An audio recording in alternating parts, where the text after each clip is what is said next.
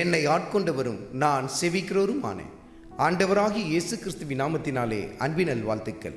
கிறிஸ்து இயேசுவுக்குள் மிகவும் பிரியமான அன்பு சகோதர சகோதரிகளே, சாமுவேலின் 2வது புத்தகத்தில் 15வது அதிகாரத்தில் 25வது வசனத்தில் ராஜா சாதோக்கை நோக்கி, தேவனுடைய பெட்டியை நகரத்திற்கு திரும்ப கொண்டு போ. கர்த்தருடைய கண்களில் எனக்கு கிருபை கிடைத்ததானால் நான் அதையும் அவர் வாசஸ்தலத்தையும் பார்க்கிறதற்கு என்னை திரும்ப வரப்பண்ணுவார். தன் சொந்த மகனாகிய அப்சலோமே தனக்கு விரோதமாய் எழுந்து தன்னை கொன்று போடுவதற்காக தீவிரமாய் தேடிக்கொண்டிருந்த நாளில் தாவீது அவனுக்கு தப்பும்படிக்கு வனாந்தரத்துக்கு புறப்பட்டு போன சமயத்தில் சாதோக் என்கிற ஆசாரியனை பார்த்து சொன்ன காரியத்தை கர்த்தருடைய ஆவியானவர் நமக்கு சுட்டி காட்டுகிறார்.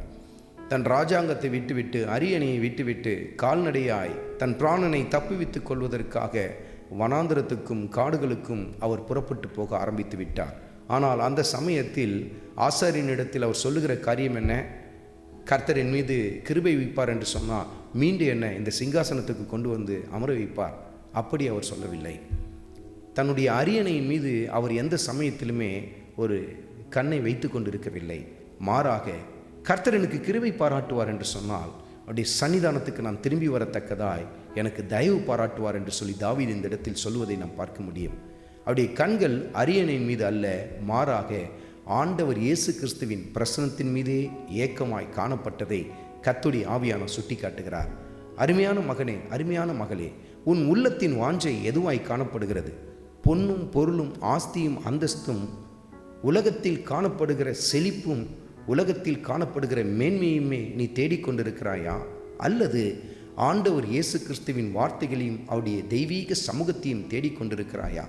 உன் உள்ளத்தின் ஏக்கம் என்னவா இருக்கிறது என்பதை நிதானித்துப்பார். அது எப்பொழுது வெளியரங்கமாய் தெரியுமா? நெருக்கங்கள் நடுவில், பாடுகள் நடுவில் நீ கடந்து போகிற சமயத்தில் தான் உன் உள்ளம் எதை வாஞ்சிக்கிறது என்பது வெளியரங்கமாய் தெரிய ஆரம்பிக்கும். பாருங்கள், தாவீது தன் நெருக்கத்தின் நடுவிலே, தன் பிரச்சனையின் நடுவிலே ஆண்டவர் இயேசு கிறிஸ்துவின் பிரசன்னத்தின் மீது ஏக்கம் கொண்டார்.